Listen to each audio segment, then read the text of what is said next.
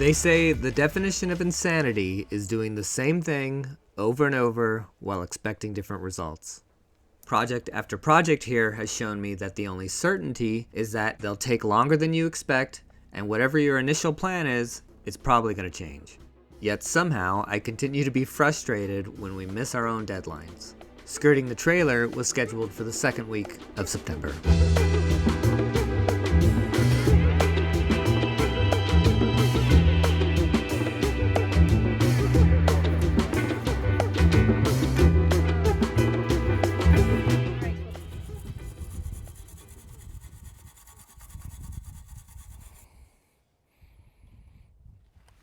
Okay, so the wagon broke. It broke after 3 days of use. No, we got a week out of it. But I was pretty bummed because we did the paint job, and I bought brand new solid tires for it to ensure the longevity of it surviving, and then it broke. How'd it break? It broke because I put too much rocks in it, I think. But it broke kind of on the axle here on this cross beam. Anyway, the seam is pretty clean. It's a clean break. Maybe there's a replacement for this whole piece, but I doubt there's just this bar. And you know, this thing's pretty old. These aren't the ones that they sell in town anymore. In fact, I would wager that they don't sell these anymore because they're too high quality on the materials that they use. They're made too nicely. They figured out a way to make them cheaper, yeah. So, somebody in the comments, you know, I talked about wanting to learn how to weld, and I still do that. It still is in the pipeline. But I was looking for a solution in the interim. Somebody in the comments recommended this product here. Boom. Okay, here you go. Here, JB Weld. JB Weld. Not a sponsor. Not a sponsor, no. Supposedly, this stuff will work in a pinch, and it'll do exactly what we need to do, which is glue this seam back together and get something that's going to dry hard and be durable. It's steel epoxy, right? This is steel epoxy, yeah. Steel reinforced epoxy. I'm curious to see how this stuff works. The people in the comments that did recommend it swear by it, but now I'm curious, and we picked up some, so now we're going to try it. We've cleaned up the surface area as best we can here. I've got metal to metal. That's what you want. You want to get rid of all the black paint. Some of the black paint wouldn't come off with the wire brushes. So, c'est la vie. And I've used my Bessie clamp. These are my wood clamps, but I've used the clamps to kind of secure the bar back into place. It was kind of bowing outward, so I've clamped it back together to get that seam as tight as I can. It's not as tight as I'd like it to be, but it's tight enough. And now we're going to mix the epoxy, and we'll see how it works.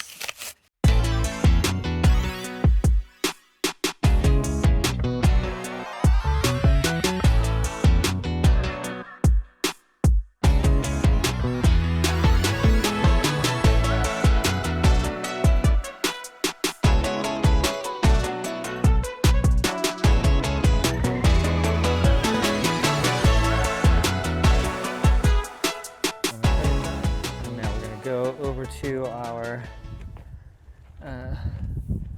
wagon here, and now we're going to applicate it here, and that still needs to be able to flow, but this does not.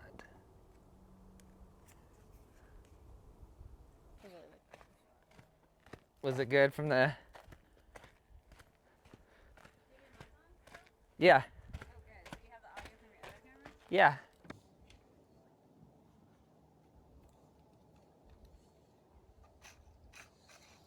Okay. 24 hours, and we'll come back and see how we did.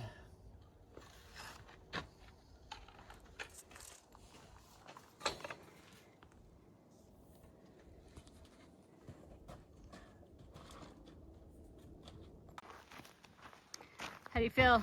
A little nervous? A little nervous. Let's see.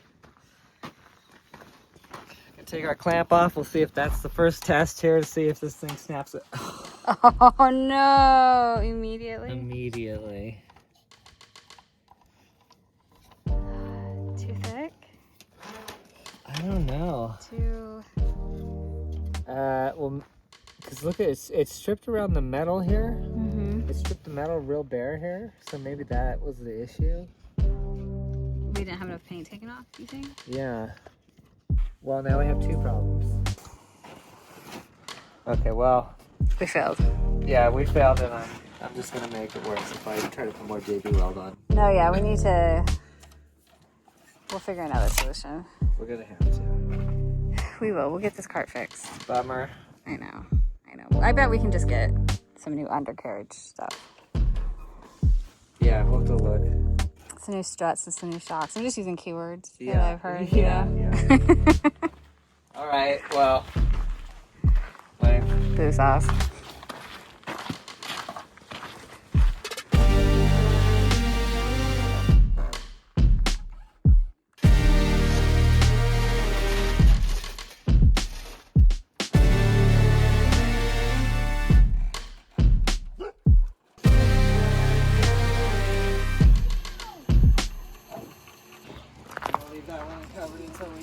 Attach the second or the third part. Piece, yeah. Well, you said you get it done today. I did, and even taking a break to go Get stuck in the dirt. get stuck in the dirt didn't derail it, and it looks good. Yeah, it looks great. It's all in place. There's definitely some areas for touch up, but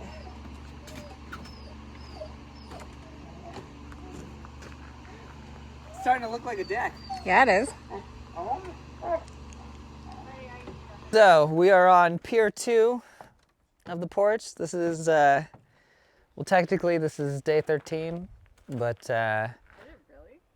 of our Porch project. Wow. But this is the only day 2 of The second pier. of Pier 2. The first pier took us 9 days, basically because we were gumping our way through the entire process, trying to figure out what worked, what didn't work. But we learned a lot on that first pier. And in fact, in retrospect, there are things that I wish I would have done with it before we laid it down. But, you know, you live and learn, and we can backtrack and come back to it kind of when we need to. But let's walk through kind of what we've learned over the first one and what we changed on this one. So, bracing was pretty important. On the first one, what we did is we took these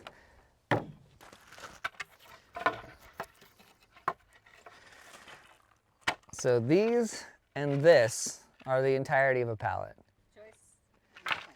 You get these planks here. They're made from a lightweight wood. This wood is garbage, and it's pretty lightweight. It's made to break apart and shatter.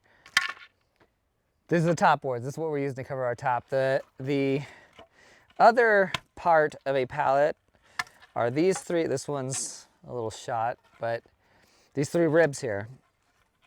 They're all pretty uniform. They've got this middle part, these two cutouts here, and they run the length. And this wood here is generally of a higher caliber. This is, there's some oak in here, there's some cherry, there's some cedar, and they're much better boards.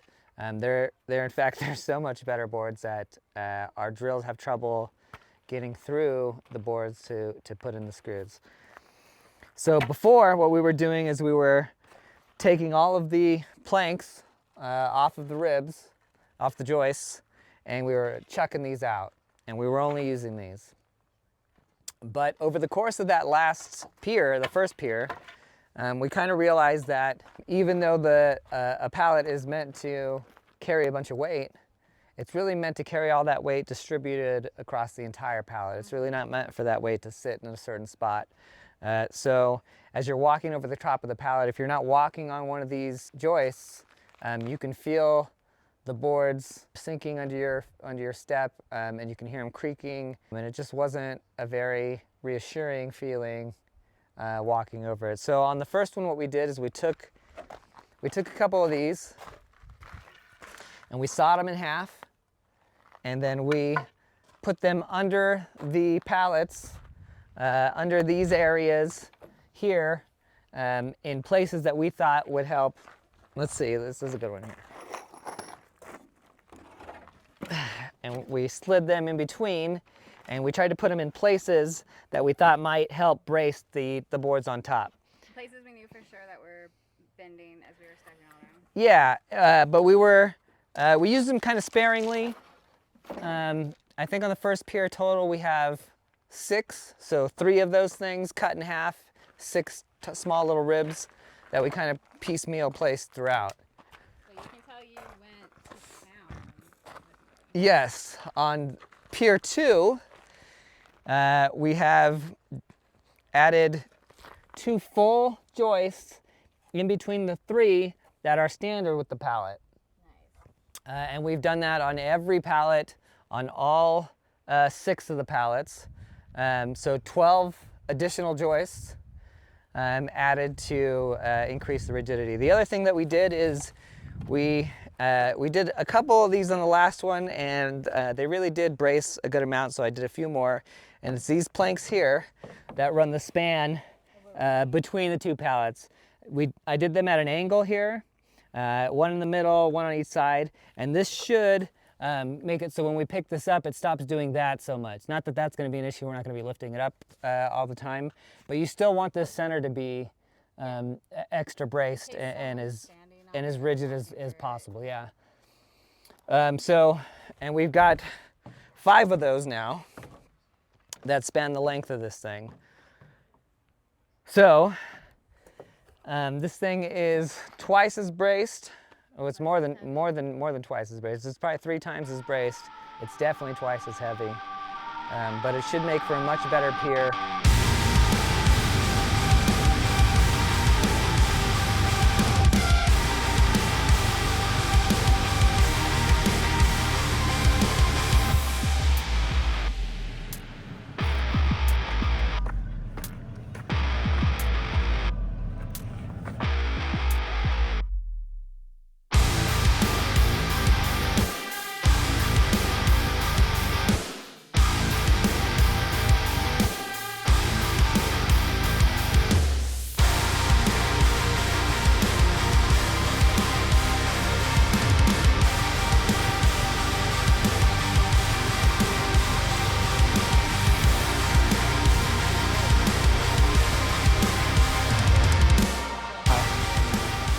Yeah.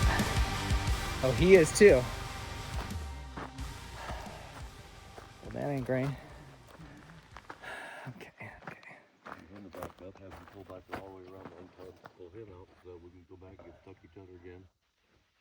I'm just gonna go get a 3rd truck. All right, so let's talk about where we're at real quick. I just spent, I don't know, 15, 20 minutes digging out the back end of the truck so we could get a bottle jack under the tire. That's what they're pumping up now. We got it sitting on a 2-inch by 6-inch by 12-inch by 12-inch board. And then undo Adam's truck, because Adam's truck is, well, we haven't confirmed yet, but our suspicions are that his truck is stuck as well. We'll see when we go to start it, but we're going to undo the chain here that did not work, backwards, and then gun it. This is our option B here, or option C. Anyway, let's see how it goes.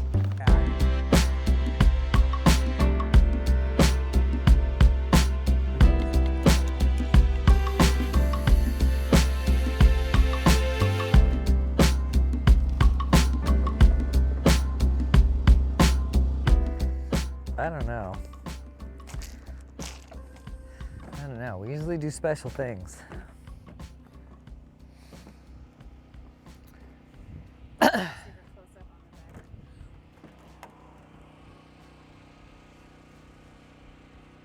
That's great. It is day 15? No, 14. It's not like you're in like a hostage situation. It feels like it. It is day 14 of the deck project, a project that I thought would take 2 or 3 days. We are now about halfway. No, halfway-ish. Yeah. We're halfway on the deck. The deck's only going to come over another 3 panels, 3 by 3, to complete the deck. But what we've decided to do now is, because of the nature of replacing the deck, we're gonna have to tear out these steps because I don't want to build around them. I want the deck to go unbroken until the end, and then we build the steps off the deck. So before we take these steps apart to put the next piece of the deck down, we're going to be building the steps for here. There's a few different choices that you have, really, but honestly, the first thing that we looked at that was the most intimidating ended up being the thing that we circled back around to, and that's creating these stringers, which are a very traditional way of making stairs. It's these lengths of wood that you cut the L's into, and the stairs sit on top of that. Then you brace the lengths. Usually at the top they sit up against something, but here we'll just create a flush back for them. And some legs under it, so the weight is all self-contained rather than leaning up against the building. So that's what we're gonna do. We've kind of got a game plan on the size of our steps and what we want to do. We want to come out, ideally, we want to come out 24 inches right here, and then start dropping down. We're gonna come out probably around 60, and each of the tops of the step is gonna be 10 inches. And the top one's going to be 24. Right. And we're not exactly sure how wide we want to come yet. We were kind of thinking 60. We were kind of thinking 60. We were kind of thinking we start here at this little piece of rubber connector here and come out about halfway across the screen to give us a nice little porch area that can have some solar lights, maybe some decorations during the holidays, a plant, something. A nice steep step. Just a little stoop, so if we're unloading groceries, somebody can be stacking them there, somebody else carries them into the house, is kind of the idea. You're good. So I figure we walk over to the wood pile, grab the first length, and bring it back. Yeah.